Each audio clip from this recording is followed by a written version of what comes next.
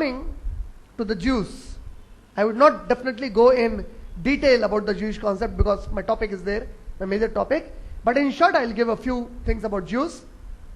The Jews too believe that God is unseen. He cannot be seen. And God is only one. They go to the extreme that God's name should not be called. So they don't call the name YHWH, the tetragrammaton, which the Christians later corrupted it as Yahweh, Yehovah, Jehovah. In their Bible, the Jews don't refer YHWH, which according to them, 4 consonants form the name of the God, which is referred in the Old Testament of the Jewish scripture for about 6,823 times according to the Jewish encyclopedia. In the scriptural form, wherever YHWH comes, the Jews refer him as Adonai. Adonai is a Hebrew word meaning our Lord, the Lord. Like Ar-Rab is the sifat of Allah subhanahu wa ta'ala. They substituted YHWH wherever it came in their scripture with Adonai or Elohim, another substitute. Elohim meaning the respected God. That is the meaning, another Hebrew word for it. Now the worship for the Jews is, compared to any other religion, a little fixed and closer to the Islamic way of worshipping. First and foremost, God is unseen. Islam says God is unseen. The Jews believe God exists but cannot be seen. Muslims too believe Allah exists but cannot be seen. We Muslims worship Allah subhanahu wa ta'ala 5 times a day. The Jew does that 3 times a day. They do it in the morning, they do it in the afternoon, and they do it in the evening. The morning time when they do it, they call their worship as Shacharit.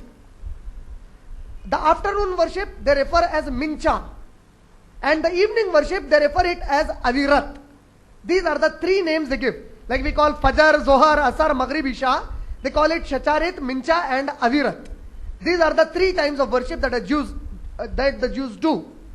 And for the Jews, like Islam, it is not very important or highly recommended for them to perform this Shacharit prayer, the Mincha prayer and the Avirat prayer in congregation. It is not important for them.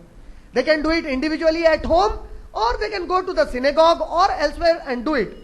Congregationally too, they can do it in the home or anywhere else or in the synagogue. But when they go to the synagogue and if they want to form a congregation means Jamaat. For a Muslim, the Jamaat in Salah is more than 1 person. Even 2 people make a Jamaat. For a Jew, the congregation requires 10 people, which they refer as quorum, which they in the Hebrew terminology call it as minyamin. When they say minyamin prayer, it means prayer where 10 adult males gather together, basically in a synagogue, to worship the God. And they appoint in the synagogue a person with a technical term in Hebrew language as the Hazan, which is written in English, translated as Chazaan. Shazan. Shazan is a professional person who knows how to play music. And this person is responsible to lead the minyamin in the synagogue.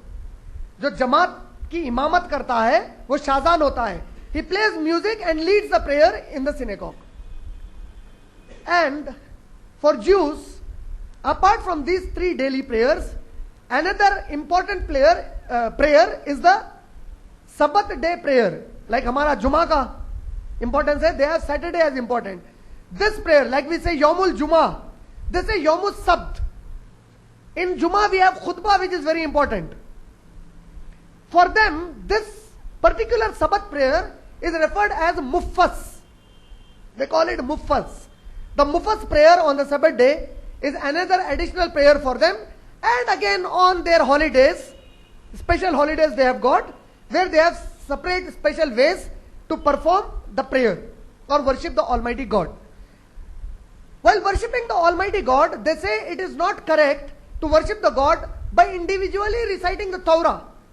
Instead of that, what they do is, they recite certain selected portion allotted to them by their rabbis in the Talmud.